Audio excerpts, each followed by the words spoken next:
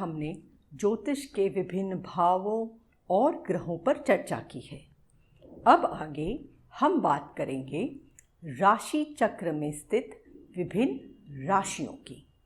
नमस्कार दोस्तों, मैं मंजुश्री आप सभी ज्योतिष के जिज्ञासुओं का हमारे YouTube चैनल ज्योतिर्दृष्टि में बहुत बहुत अभिवादन करती हूँ। चलिए दोस्तों शुरू करते हैं और राशि चक्र में स्थित विभिन्न राशियों को समझने का प्रयास करते हैं। दोस्तों, बुनियादी तौर पर किसी भी कुंडली को 3 प्रमुख भागों में बांटा जाता है, जैसे कि 12 भाव, 12 राशियां और 9 ग्रह। हमारे चारों ओर जो आकाश है वह 360 डिग्री का है। अगर हम उस 360 डिग्री को 12 भावों में बराबर बराबर बांटते हैं तो हमें 30-30 डिग्री के 12 भाव, 12 राशियां मिल जाती हैं। आज हम राशियों की ही बात करेंगे।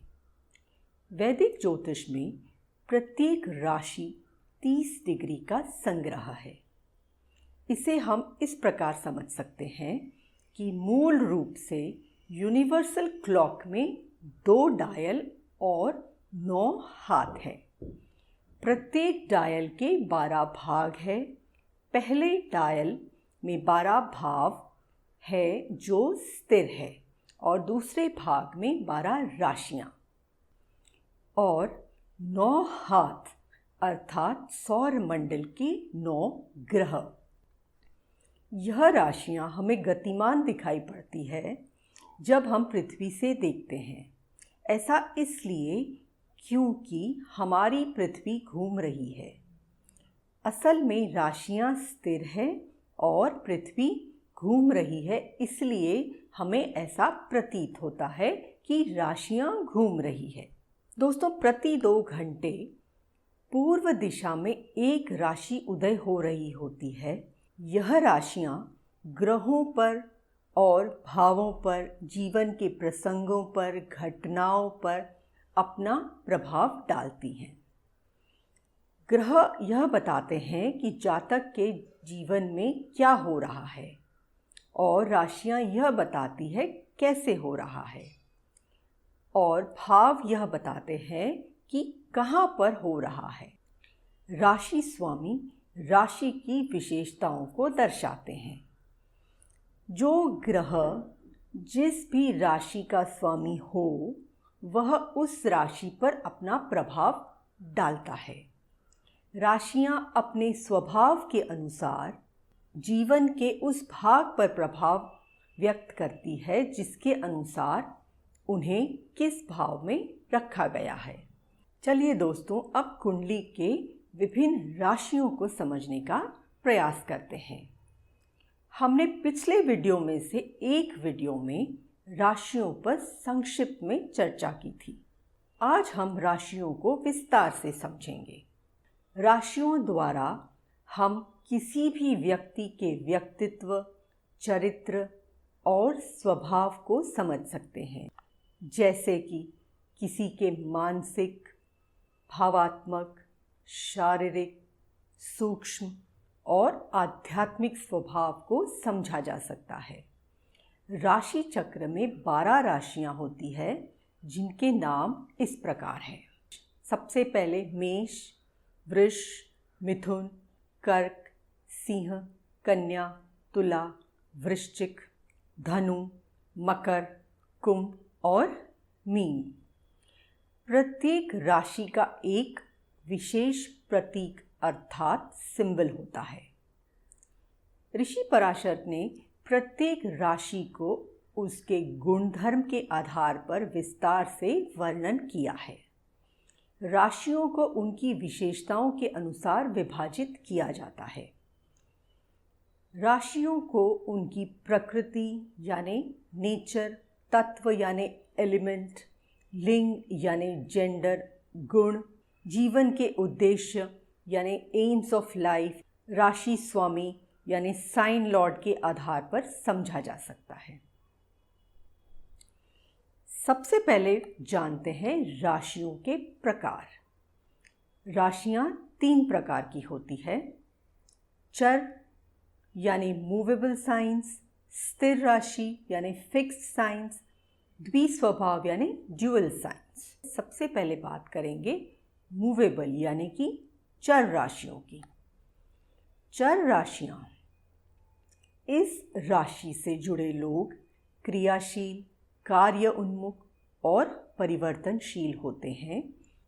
इन व्यक्तियों को कोई भी काम शुरू करना, अगुवाई करना, बदलाव करना बहुत पसंद होता है।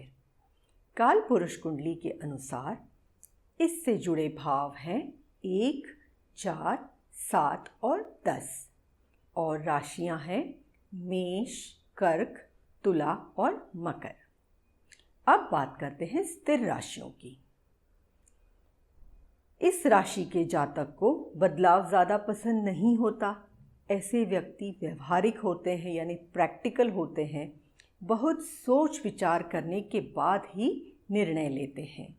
यह बेहतरीन प्रबंधक साबित होते हैं।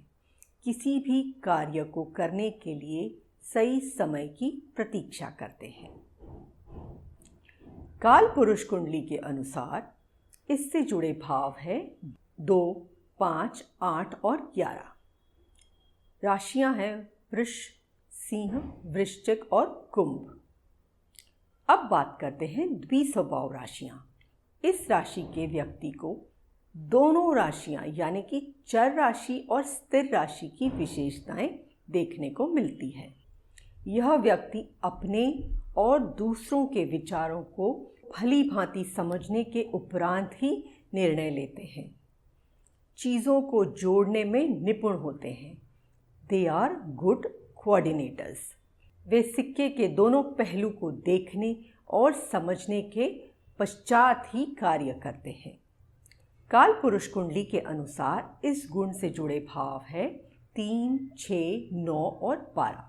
राशियां हैं मिथुन, कन्या, धनु और मीन। दोस्तों, राशियों का वर्गीकरण जीवन के उद्देश्य यानी कि एम्स ऑफ लाइफ पर भी होता है। आइए जानते हैं। प्रत्येक उद्देश्य से जुड़ी 3 राशियां होती है। जीवन के 4 उद्देश्य होते हैं जो कुंडली के प्रत्येक भाव और राशि से संबंधित होते हैं। यह उद्देश्य यानी एम्स ऑफ लाइफ है धर्म, अर्थ, काम और मोक्ष। पहले बात करते हैं धर्म की। भौतिक स्तर पर धर्म का अर्थ है इस जीवन का मूल्य, उद्देश्य और कर्तव्य। व्यक्ति को अपने धर्म का पालन करना होता है। काल पुरुष कुंडली के अनुसार इस उद्देश्य से जुड़े भाव है 1, 5 और 9। राशियां हैं मेष, सिंह और धनु। अगला उद्देश्य है अर्थ यानी कि धन, जीविका और कार्य। प्रत्येक व्यक्ति को अपने और अपने परिवार के जीवन को चलाने हेतु धन और संसाधनों की प्राप्ति के लिए अपने ज्ञान और बुद्धि का उपयोग करना पड़ता है। काल पुरुष कुंडली के अनुसार इस उद्देश्य से जुड़े भाव हैं 2, 6 और 10 और राशियां हैं वृष, कन्या और मकर। अगले उद्देश्य की बात करते हैं काम। काम अर्थात जीवन के लिए वासना, संबंध और इच्छाएं। यह जीवन की आकांक्षाओं और महत्वाकांक्षाओं को दर्शाता है। काल पुरुष कुंडली के अनुसार इस उद्देश्य से जुड़े भाव है 3, 7 और 11 और राशियां हैं मिथुन, तुला और कुंभ। अब बात करते हैं मोक्ष, जीवन का अंतिम लक्ष्य यानी कि मुक्ति। दूसरे शब्दों में कहें, पहले 3 लक्ष्य उन साधनों के बारे में अपनी सच्ची समझ प्राप्त करने और पूर्ण स्तर तक अनुभव करने का साधन है जो आपको आगे बढ़ाएंगे मोक्ष या मुक्ति का अंतिम लक्ष्य की ओर।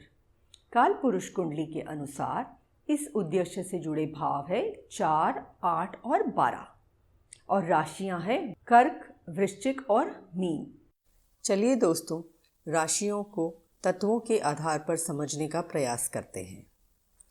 यदि आप पहले 4 तत्व अग्नि, पृथ्वी, वायु और जल का अध्ययन करें तो राशियों को तत्वों के आधार पर भी विभाजित किया जाता है।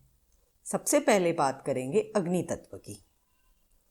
अग्नि तत्व हमें ऊर्जा, ऊष्मा व दीक्षा प्रदान करती है। इस तत्व से जुड़े व्यक्ति स्वतंत्र, गतिशील, दृढ़ इच्छा शक्ति, आत्मविश्वास से भरपूर होते हैं। वे अच्छे नेता, अभिनेता और खिलाड़ी आदि हो सकते हैं। काल पुरुष कुंडली के अनुसार अग्नि तत्व से जुड़े भाव हैं 1, 5 और 9 और राशियां हैं मेष, सिंह और धनु। अब बात करते हैं पृथ्वी तत्व की। पृथ्वी तत्व हमें स्थिरता प्रदान करती है। इस तत्व से जुड़े व्यक्ति व्यवहारिक, भौतिकवादी और स्थायी होते हैं।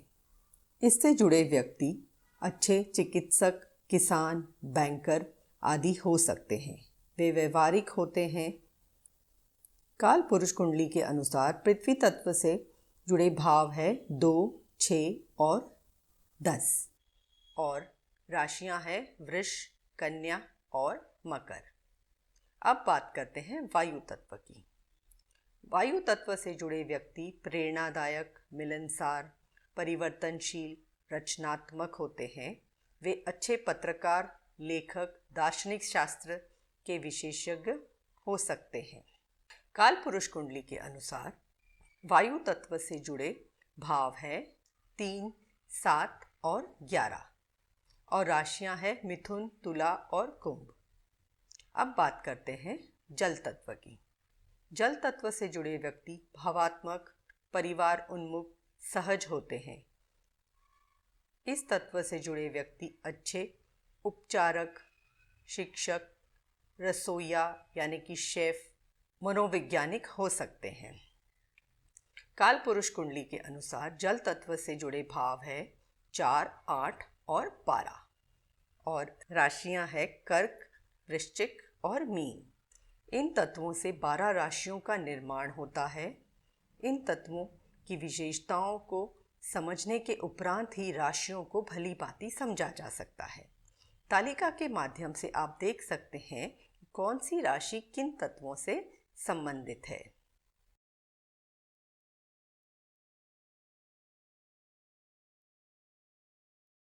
दोस्तों, राशियों को लिंग के आधार पर भी विभाजित किया जाता है। राशियां 2 प्रकार की होती है, पुल्लिंग और स्त्रीलिंग, अर्थात पुरुष प्रधान राशियां और स्त्री प्रधान राशियां। पहले बात करते हैं पुल्लिंग या पुरुष प्रधान राशियों। पुल्लिंग या पुरुष प्रधान राशियों से हमें पता चलता है कि ऊर्जा का प्रवाह किस दिशा में होगा। यह राशियां भौतिक होती है, सकारात्मक होती है, गतिशील, तेजस्वी होती है। इससे संबंधित भाव हैं 1, 3, 5, 9 और 11। राशियां हैं मेष, मिथुन, सिंह, धनु और कुंभ। अब बात करते हैं स्त्रीलिंग अर्थात स्त्री प्रधान राशियों की। स्त्रीलिंग या स्त्री प्रधान राशियां, यह राशियां भावात्मक होती है। इससे संबंधित भाव है 2, 4, 6, 10, 12 और राशि है वृष, कर्क, कन्या, मकर और मीन। दोस्तों, राशियों को गुणों के आधार पर भी विभाजित किया जाता है। राशियों को 3 प्रकार के गुणों में बांटा गया है, रजस, सत्व और तमस। कोई भी गुण अच्छा या बुरा नहीं होता, यह तो अस्तित्व की 3 अवस्थाएं हैं। पहले बात करते हैं रजस गुण की। रजस धक्का या स्पार्क है शुरुआत के लिए, start, beginning of anything, initiation etcetera. काल पुरुष कुंडली के अनुसार इस गुण से जुड़े भाव हैं 1, 4, 7 और 10 और राशियां हैं मेष, कर्क, तुला और मकर। सत्व यानी कि सतत प्रवाह, फ्लो। काल पुरुष कुंडली के अनुसार इस गुण से जुड़े भाव है 2, 5, 8 और 11 और राशियां हैं वृष, सिंह, वृश्चिक और कुंभ। अब बात करते हैं तमस गुण की। तमस विराम है नई शुरुआत से पहले का, पॉज या स्टॉप।